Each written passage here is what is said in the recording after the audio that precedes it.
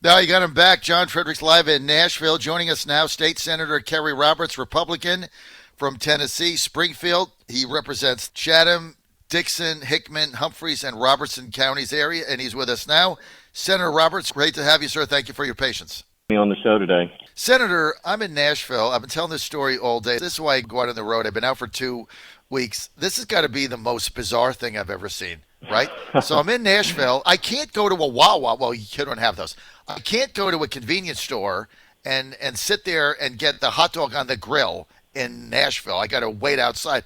But I can go over the county line to Williamson County, 5 minutes away from where I am. I sneak outside the county, and I have dinner last night with my good friend Michael Patrick Leahy at Stony River. Have dinners, fun. There's a bunch of people there. And then I have to sneak back into Nashville. What is going on here? Well, apparently the virus can't travel from Williamson County to Davidson County, I guess. I'm not sure. It's ridiculous. I mean, it's kind of like the collegiate beer run. It's like being in a fraternity all over, right? You know, you're trying to get across the state line so you can buy beer. I don't, I guess these Democratic mayors are just trying to audition for a role in the larger Democratic National Party or something, but it's stunningly unbelievable. They're wrecking Nashville's economy, and then their answer is to come back with a proposed 32% property tax increase to make up for all this stuff that they're doing. So it's not good days for Nashville right now. Senator, if you live in Nashville, if you live in Davidson County and you don't have a job and your small business just went bankrupt because they won't let you go to work and you can't get employees because they're getting $800 or $900 a week on unemployment, so you can't open, so you can't make any money, how do you pay a 32% increase in your taxes? Well, you don't, and that's what my hope in all this is. First of all, they messed it up, they screwed it up. We can't change what they've done. What I hope is people learn from it. I hope people respond to it. You think back in 2010, we were tired of all these career politicians who had been there too long, and we had this great wave that swept the country. And at this point, that's the hope that I have, that they see how just totally inept the Democrats are at running things, and they vote them out of office. These four major cities are blue, and it's time to tilt them back red like the rest of the state. Senator Kerry Roberts, there's got to be like a political reckoning. There's got to be a political accountability. I live in Virginia. I mean, what is going on there is a clown show. I mean, our governor's a complete joke. Now he just hired 1,000. He says he's going to hire 1,000 contact tracers. What the hell's a contact tracer? First of all, there's 99.8% of anybody that has this virus recovers. What does a contact tracer do? Do you have any idea? It's just another form of the government using this opportunity to take more control. Here's a great question, John. In Tennessee, every single day, there are tens of thousands through this entire, pandemic. There are tens of thousands of clerks, cashiers, sales associates at Walmart, Lowe's, Target, wherever, waiting on hundreds of thousands of people. Now, you would think if this thing is what some of these medical experts have made it to be, why is it that the incidence of COVID-19 apparently is no greater among these clerks and cashiers, tens of thousands of them, than the general population? You think about it, a clerk at Walmart in 1 8-hour shift is coming into close contact with more people than probably the typical medical professional, and they don't have all the PPE. So why is it that we don't have a fatality rate among Walmart workers? And so there are a lot of things here that just common sense has been thrown out the window, and the empirical data that's available is apparently not being analyzed. And I think a lot of people just the die was cast. They made a decision on how they were going to proceed politically. The empirical data has not supported that, but instead of backing up and changing their course, they've just stuck with it.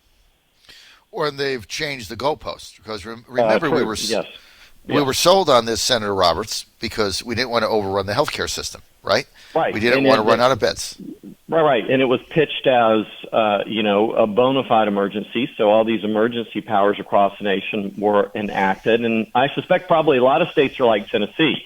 The definition of emergency is, it's a paragraph. It's not, it's what is an emergency? It's what I guess the governor, deems it to be. And, so they've declared these things, but there's nothing in code that tells you how to undeclare it, what if it wasn't really an emergency? There's, the code is silent on that. So it just kind of carries forward until the governor decides there's no longer a state of emergency. That's a lot of power in the hands of one person. I think we're getting to understand that. I don't think anybody really realized the power these governors have if they went ahead and invoked the emergency. We had a state representative on from one of your counties earlier in the 6 a.m. hour. Well, my 6 a.m., 5 a.m. for Tennessee time hour, Senator Robertson, and he said that when you guys reconvene in Nashville, that the House, the Republican-controlled House, is going to take a strong look at curtailing these powers of emergency for the future. Obviously, they can't do anything about it now, but he said the same thing. He said it's one paragraph.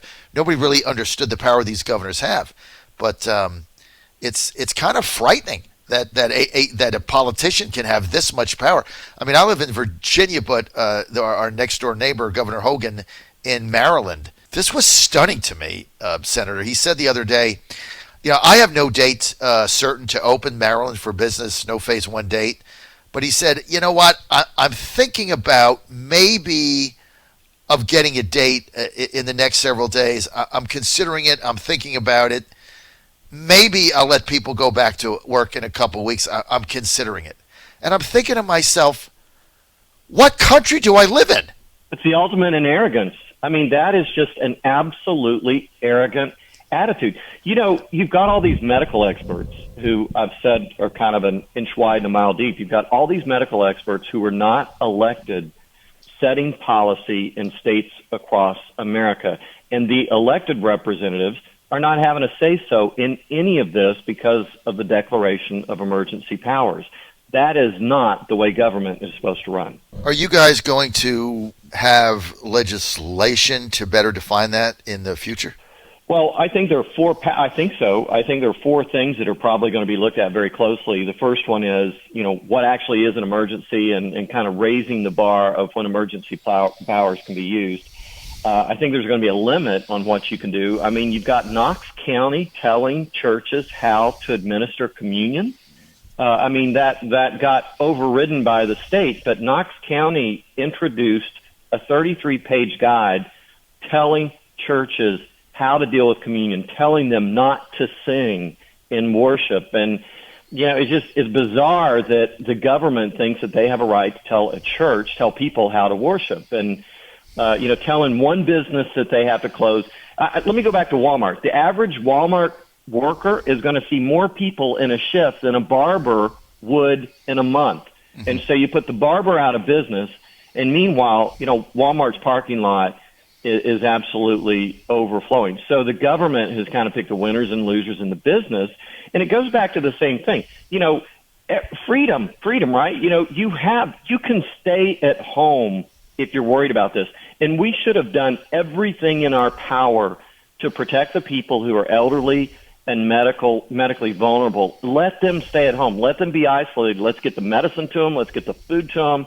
Let's keep them away from this thing. But the rest of us should have been allowed to go about our business. And that's the type of thing that I think legislatively will be looked at. I think we'll shorten the duration of it. And then also I think the governor's going to have to consult with the General Assembly before he makes these kind of actions. There's not anything in this that requires him to consult with the Speaker of the House or the Speaker of the Senate as he's making these decisions. And I think this is pretty typical across the nation. So I'm not just talking about Tennessee. I think this is something that all states, at least the ones that are Republican, have Republican majorities in their legislature, are probably going to take a real close look at. Yeah, and it's amazing that if you have a Democratic legislature, you're going to give the governor more power. It's stunning. Yes. Well, you know what? It may also cost them their position. I mean, why in the world, if you lived in, Virginia, as you do, or North Carolina, why in the world do you want to reelect these people? I mean, I think the grassroots level of frustration is really boiling over with this. No one, people are not saying that there's not a disease that people get sick, and some people, if they're susceptible could die from. But the reality of it is, it's like, look in Tennessee. We've had 237 deaths in Tennessee, 14,000 positive tests out of a population of 6.8 million. And they're going to say, well, the social distancing worked. No.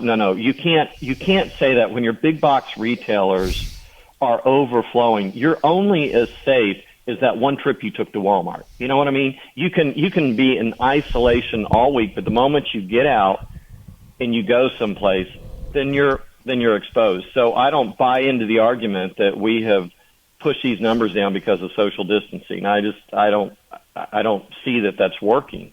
And it's just the postmortem on this is going to be extremely ugly. Well, I hope in ugly there's going to be an accounting for this, because the people are going to demand answers on why you put me out of business. Exactly. Why you cost me my job. Why, I look around and I don't know anybody. They're going to say, I don't know anybody that died from this. And that's what people are going to say. And they're going to say, my business that I worked 20 years to build, it's gone. My job, my career, take somebody who's, I'm 58 years old. Take somebody who's 58 years old and they lose their job and they start seeking employment. It's tough for somebody who's 58 years old to start all over, at another business, another firm, or even another career. And, there's going to be people that are just incredibly angry. The anger that we see now has the potential to continue to grow and boil over. So we've got to get our economy reopened just as soon as possible, let people get back to work, pull out all these restrictions and just let it go. Just say we're open for business. And just stop. What? Yeah. You know what? Yeah, the governor had a constitutional carry bill, which I loved, and he said, when he was questioned about it by the media, he said, I trust Tennesseans. Well, let's trust them with common sense. Let's trust them to do the right thing. Let's give them freedom. And if they are concerned about this, they have the freedom to stay at home. Do you remember the late State Senator Douglas Henry from when you lived in Tennessee? Yes. He had a great comment. He said, part of freedom is the freedom to be stupid. That's right. I remember that. It's the freedom to be stupid. So if somebody thinks that this is a threat to them, I don't mock that. I don't diminish it. I don't question it. I say, you know what? If this is something that you think that you're at risk, please stay at home. You have the freedom to do that. But don't take away my freedom to run my business, to work my job, whatever. And we've got this completely backwards on how it ought to be. The medically at-risk people ought to be at home, but the rest of us ought to be able to go to work. And they keep saying, well, you'll spread it if you go to work. Show me in the empirical data how, just go ahead and show me in the empirical data how this worst-case scenario is going to be accomplished, because we haven't even come close. All these people that produce models, if you were a business consultant and you produced models that were so incredibly inaccurate and incredibly wrong, you would have been fired a long time ago. That's just the bottom line. Well, you're right. And the social distancing and staying inside, it's a complete joke. There's no evidence to support us doing anything. In fact, in New York, Governor Cuomo was shocked. He was shocked that 66% of the people that are going to the hospital with COVID-19 were sheltering at home. 66%. And so it's now proven that if you go outside and get fresh air, you build your immune system. Final thing. So I went to dinner last night at Stony River in, I guess, Williamson County, right over the border, right? Mm-hmm. And so it was crowded, and the waitresses and waiters had to wear masks. I don't wear a mask because I think that also is not only doesn't it do anything, you get sick from the mask. I'm not putting on a mask, period, all right? So I don't have one on, and I'm with Michael Patrick Lee. He doesn't have one on either. So we go in there, and if you've ever eaten there, so every other table they tear down, right? So you've got every other table, okay? So we're interacting with the person that brought us the water, drinks, the waitress, the hostess, divided on each table. If you've ever eaten at a restaurant like that, it's a big wooden thing. There is no way that I would come in contact with a person at the table behind me unless they invited me to sit in their lap. There is no way it would come in contact. So why is that table closed? Why are we telling that restaurant he can't fill up that table? It is insane what we're doing, Senator. And that restaurant is owned by a businessman that owns the franchise, and like he can't maximize his business because you got the governors telling him what to do, and you sit there and you just shake your head. It is so stupid. Let's get it reopened as fast as possible without restrictions, and let's trust people to use common sense. And if somebody is sick or at risk, elderly, let's support them in staying at home, staying isolated. Let's bring their food to them, their medicine to them, run the errands for them, whatever we need to do, but let's not infringe on everybody else's freedom who otherwise are not likely to be impacted by this. It's just, we've got it backwards. Exactly right. And I'm starting to think too that the whole thing has been scammed. I really am. Well, it's very political, because if you look at, in general, if you look at the response of the Republicans versus the response of the Democrats, it's almost as if the Democrats are saying, well, Trump wants to reopen the economy, so we're going to keep it shut down. It's unbelievable, because clearly these are not fact-based or empirical data-based decisions. They are political decisions.